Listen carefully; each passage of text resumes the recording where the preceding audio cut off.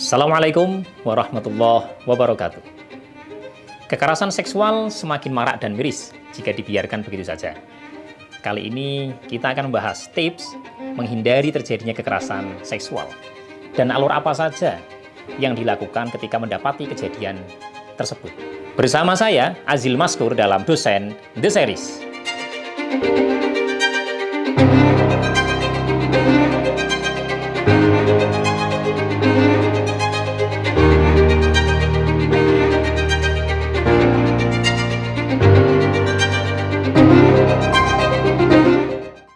Apa yang dimaksud dengan kekerasan seksual?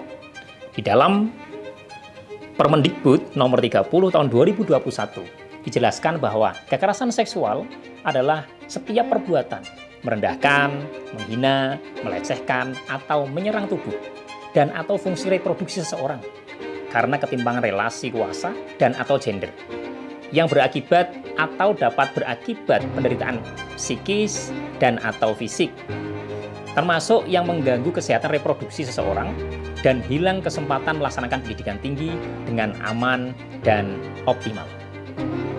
Bagaimana perbedaan kekerasan seksual dan yang non-kekerasan seksual? Perbedaan kekerasan seksual dan non-kekerasan seksual dapat dilihat dari adanya persetujuan atau biasa disebut sebagai consent. Misalnya, jika seseorang berpacaran, kemudian melakukan tindakan-tindakan di luar batas kewajaran tanpa persetujuan pasangannya, maka itu termasuk kekerasan seksual. Tapi apabila ada persetujuan, maka tidak masuk kekerasan, walaupun di dalam tindakan asusila itu masuk salah satu bentuk tindakan asusila misalnya. Tapi ini bukan termasuk kekerasan seksual. Kejadian-kejadian kekerasan seksual yang begini ini perlu dilaporkan dan perlu kita cegah bersama. Selanjutnya, yang perlu Sobat UNES perhatikan di dalam tindak kekerasan seksual ini adalah alur pelaporan, karena ini menjadi perhatian kita bersama. Apabila Sobat UNES mendapati tindakan kekerasan seksual atau bahkan menjadi korban atau temannya menjadi korban, maka Sobat UNES silahkan bisa melaporkan ke Satgas P2KS yang sudah dibentuk oleh Rektor. Satgas ini dibentuk independen, sehingga akan menyembunyikan dan merahasiakan semua data diri Sobat UNES, baik itu pelapor, baik itu saksi, maupun korban. Sehingga Sobat UNES tidak perlu takut, tidak perlu was-was. Silakan saja lapor ke Satgas P2KS. Tentu nanti Satgas P2KS akan menindaklanjuti laporan dengan sangat profesional. Apalagi di Satgas P2KS ada berbagai unsur, baik dosen, tenaga pendidikan maupun mahasiswa. Setelah Sobat UNES melapor, nanti Satgas akan melakukan kajian secara komprehensif. Apakah kasus ini merupakan kekerasan seksual atau bukan? Kalau itu kekerasan seksual, maka Satgas akan melanjutkan klarifikasi kepada pihak-pihak yang dibutuhkan.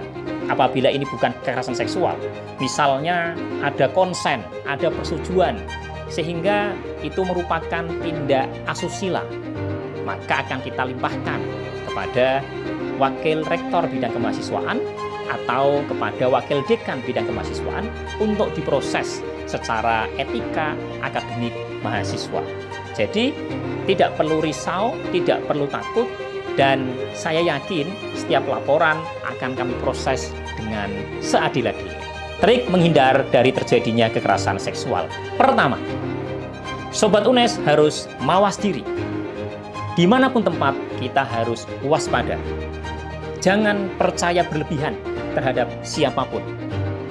Yang kedua, kita harus pandai-pandai dalam memanage kegiatan akademik. Usahakan mahasiswa, dosen, tendik dalam melakukan kegiatan akademik dilakukan dalam waktu yang sudah ditentukan. Jangan sampai larut malam. Ketiga, ini yang biasa terjadi dan perlu mahasiswa menghindarinya, yaitu bimbingan skripsi di tempat-tempat yang privat. Sebisa mungkin bimbingan skripsi dilakukan di ruang dosen yang ramai dan lain sebagainya. Hindari ketika bimbingan di kafe, di tempat-tempat privat yang lain, bahkan di rumah seorang dosen. Selanjutnya, hindari obrolan berbau pornografi. Ini tampak biasa. Orang sering ngobrol tentang pornografi biasanya tidak terjadi masalah.